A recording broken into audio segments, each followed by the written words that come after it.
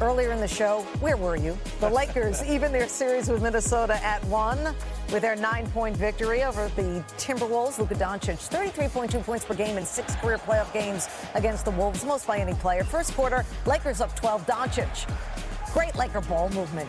He ignited it, and he nails the 3. Take another look. You'll see that Doncic looks toward the Wolves bench before the ball goes in. Here's what Luka had to say about that. Hey, after shot, I look at the bench. I know what's going to. I did my best Steph impression. All right, Luka said he did his best Steph Curry impression. You be the judge. What do you think?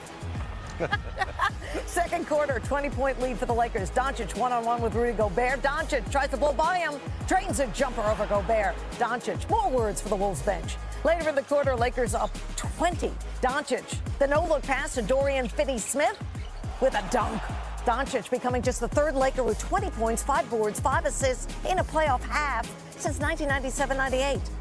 Under a minute in the third, Lakers up 16. Doncic lobbing it to Rui Hachimura, who lays it in. Luka's 9th assist of the game. Under a minute to play, Lakers up 9. Doncic driving right by the Ant-Man and lays it in. Doncic finished 1 assist shy of a triple-double in the victory, and the series is now knotted at 1.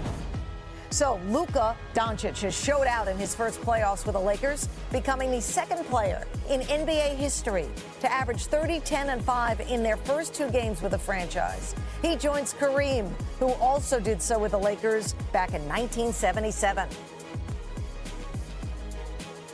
Lakers reporter Dave McMenamin joins us now here on Sportscenter. Man, this was a win LA desperately needed after a disappointing Game 1, Dave. You spoke with Luka Doncic after this win. What did he tell you about his performance in Game 2? Yeah, Linda, so he's getting up from the podium after, talking about the win that they desperately needed, as you said, and he kind of goes to me, hey, 9 assists. Is that good enough for you? Of course, after Game 1, I asked him about his early offense and whether perhaps it took some of his teammates out of their rhythm by not passing the ball as much. He only had 1 assist in Game 1. He was in full command of the offense, both from a passing and scoring perspective. But really, the Lakers won this game on their defense. LeBron James said he drove to the arena listening to NWA to try to get himself into that kind of physical, rough him up style of play they're going to need to bring to the game today.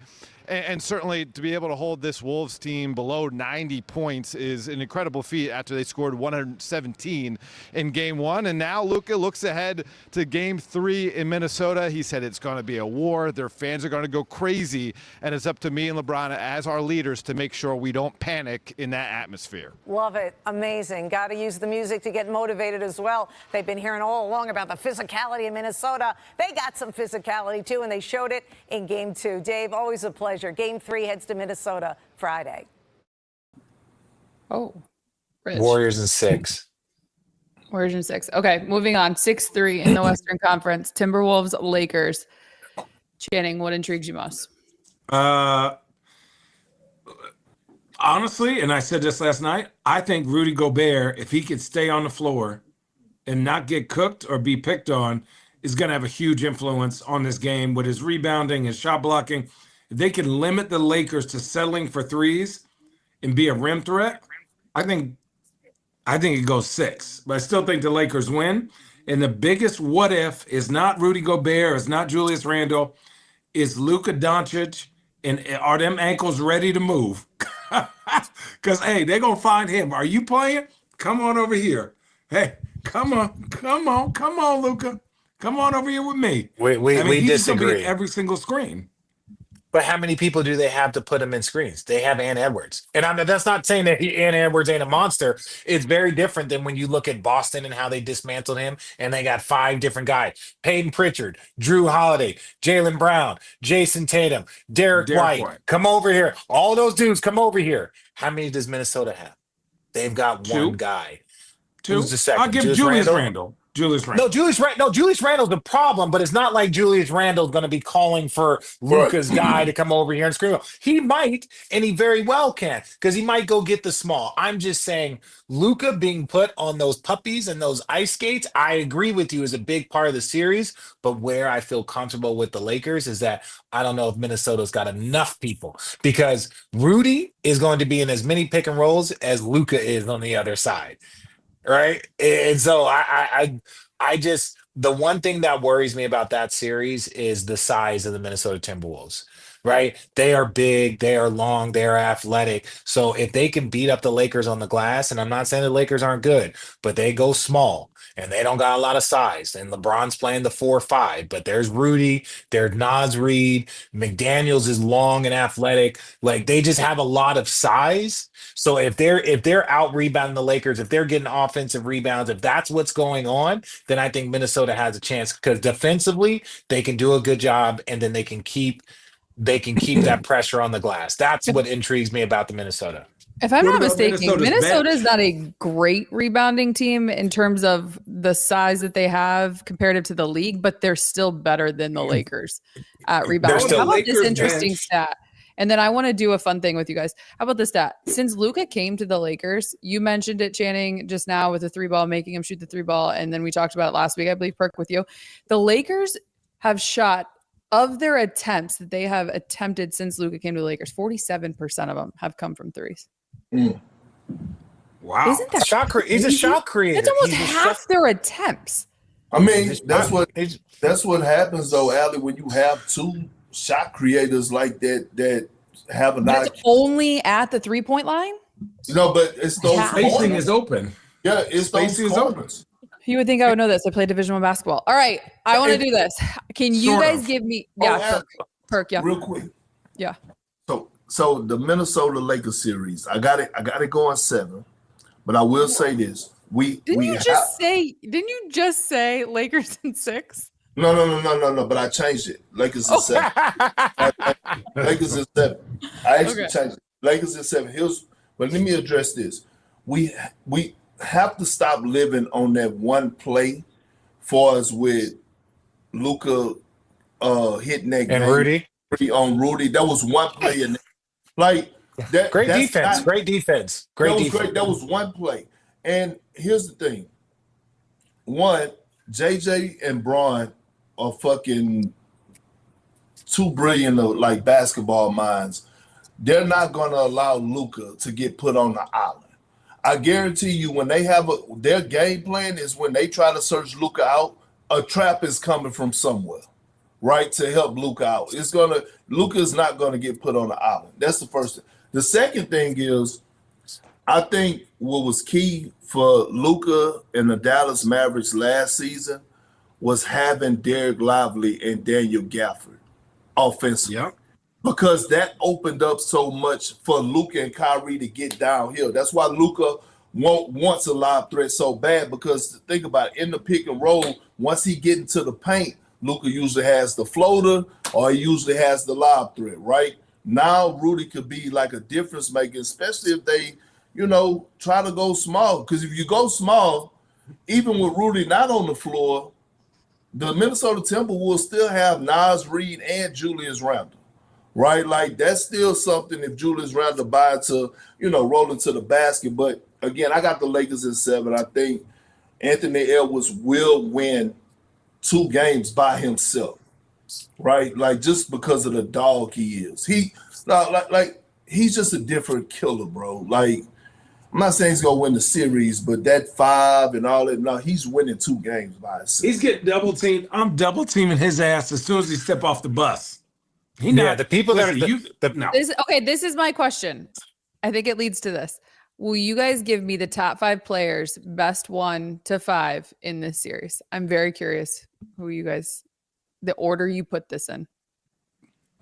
I'm not going to put Bron. I'm putting nobody over Bron. Luka. Yeah. Ant 3. Julius Randle 4. Austin Reeves 5. I see no problem with that list. You guys Then put Naz all Reid. of this talk on Ant Edwards, and he's the 3rd best player in the series? Yeah, but it's Yeah, but but Bron, the reason why Bron is number one is because of his IQ, in my opinion, and his impact physically. Like you could still get to it's like Kevin Durant. Kevin Durant can still just have a night where he's like, I'm Kevin Durant, and tonight my team will win. Right? No, he can't. No, not anymore. But he could, in theory, yes. We're only talking about in theory. We're only talking about in theory. Allie, listen, when we played 2016 Paul George, he was the third best player on the court. We double teamed him at half court. He was cooking us. Yeah, and he was still cooking us. And we were like, yes, you're the third best player. That's just because we got these two motherfuckers over here. Like, you're the only dude. Anthony Edwards is the only dude that can beat the Lakers. So why even let him play? I'm not going to let him play basketball. Like, you're going to have to take bad shots. And if these dudes get hot, they get hot. We're sticking with it. And we just need to rebound. But I can't let you play basketball the way you want to play basketball, especially because I know you're not afraid of this moment. Hell no. We can talk about the top five, but the people that, in my opinion, that will dictate the series are really the 6 through 9. If Conley shoots the ball well, if Nod Reed shoots the ball well, if Ruri shoots the ball well, if Ruri. I didn't know it was an R on them. Okay, lug dort. Yeah. If he shoots the ball well, if those five, if they shoot the ball well on either side, if Nickeil Alexander-Walker, if he shoots the ball well, because those are going to be the guys that are sprayed to. Anthony Edwards gets double teamed, they're going to spray it. It's going to be Conley. It's going to be Naz Reid. It's going to be those individual. DiVincenzo. If those boys shoot the ball well, and on the same side on the Lakers, if it's Doe, if it's Rui, Gabe, if those guys shoot the ball well, even Austin Reeves, you expect the top players to have 1 or 2 games where they lead their team. Then you expect them to have good performances over the course of 7 games. The difference is that 6 through 10. Which one of if Dante DiVincenzo shoots 48% over the 6-game series, you're going to be in a great spot if you're Minnesota. If Naz Reid plays like the 6th man of the year, you're going to be in a great spot. If Ruri, if any of these other dudes for the Lakers step up and play well, then that's going to be the Lakers story. So to me, we're going to be watching those middle 5 guys because those are going to be the people outside of the double team that get the ball and make the decision. I know this. The Lakers better not come out on that cool shit because here's why. I just go back to that Denver series and I just remember game 1 and them Timberwolves was fucking like hyenas. Like, the picking up of 94 feet, and it starts with Anthony Edwards. Like, we talk about what he brings to the table offensively. That motherfucker is a prideful defender. Like, he is, like, when it comes down to being in shape, being conditioned, playing both sides of the basketball at an elite level, he does that. And I just remember how frustrated they had Jamal Murray. They had the fucking Jamal Murray throwing heat packs. Right, like he was. You remember that shit? I forgot about that. I did forget about that. Him, McDaniels. Now, obviously, you don't have Cat, but they have the athleticism, and when them boys are on it defensively, you better not come up with all that old walking. And I'm just getting flashbacks of Jaylen Brown and Luka last year. Jaylen Brown's like, "Oh nah, dog," because that's what won Jaylen Brown the MVP. Like Jason Tatum had the better numbers. Jaylen Brown's like, "Oh, no, dog. Give me that. I'm ripping you on that shit." Lakers better not come out cool. So Perk has Lakers in 7. Channing, what do you got? Yeah, I got Lakers in 6. Richard? Lakers in 8. All right, going on to the 4-5 matchup. Starts in Denver. Denver Clippers. Give me a hot take, Perk. Oh, I'll say it. Clippers sweep the Nuggets. Go ahead, huh? That's a hot take. Clippers sweep the Nuggets.